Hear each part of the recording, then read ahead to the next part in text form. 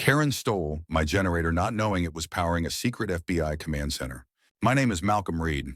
I'm a senior field operations analyst for the FBI. Although the people around here just think I run a weather monitoring station, that's exactly how it's supposed to be.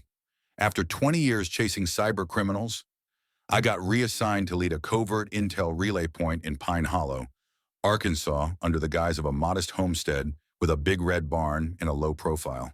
The land was government leased, camouflaged under a real estate trust, and outfitted with encrypted fiber, solar backups, and one very loud diesel generator that kept our comms up when the power grid hiccuped.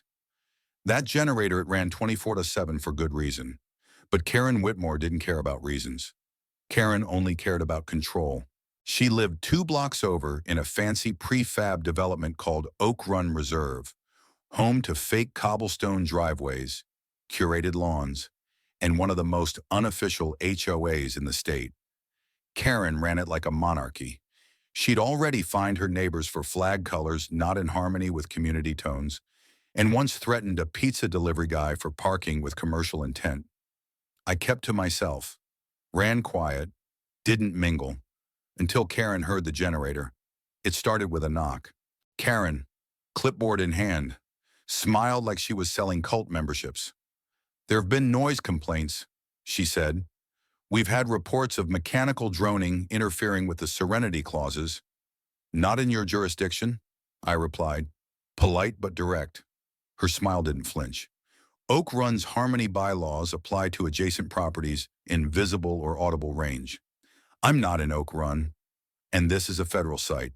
Her eyes flicked to the barn. "Looks like a barn to me." That's the point. I thought that was it, but the next morning, the generator was gone. Yanked off the platform, dragged through the fence, and loaded into the back of a beige Dodge Ram with a hand-painted sign confiscated, "Oak Run Ho Noise Violation." I stood in disbelief as I reviewed the motion footage. Karen, gloves, crowbar, and that stupid clipboard tucked under her arm as she supervised 2 hired hands loading the FBI generator onto a truck like it was a stolen lawnmower. I immediately triggered Level 2 protocol. What Karen didn't know was that the generator didn't just power lights. It powered an active encrypted surveillance link running live feeds from ongoing operations across 4 states. It also ran a cold server vault for secure storage and evidence snapshots. By removing it, she had interrupted classified operations and compromised national infrastructure. 15 minutes later, 3 black Suburbans roared down the gravel drive. Tactical agents deployed. Karen was still in her driveway sipping coffee when the first agent approached her with a warrant and handcuffs. She smiled. I was within my rights. It was an unauthorized structure producing non-compliant decibel levels. Agent Merrick replied, "Ma'am, you stole federal property during an ongoing national operation." She paled, and then she laughed. She thought we were bluffing, until we opened the barn. Inside would a tactical command center blink to life on emergency battery.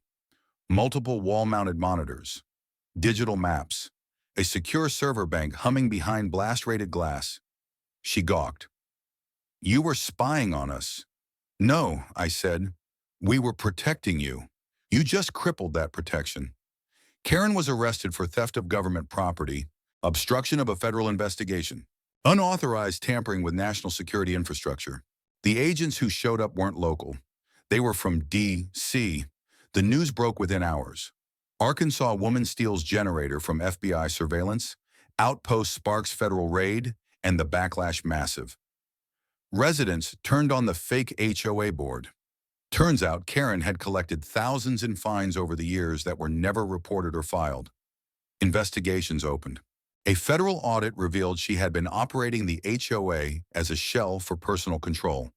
No tax records, no legal foundation, no community oversight. Karen pled guilty.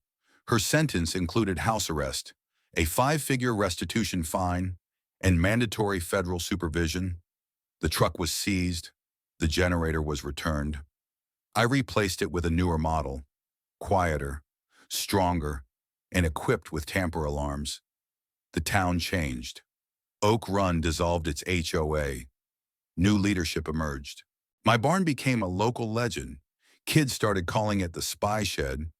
I started a small garden out front, and when folks pass by, they wave. They know now quiet doesn't mean weak, and fences exist for a reason. Some people protect property lines, others protect the entire country. And sometimes, both need the same generator. The end.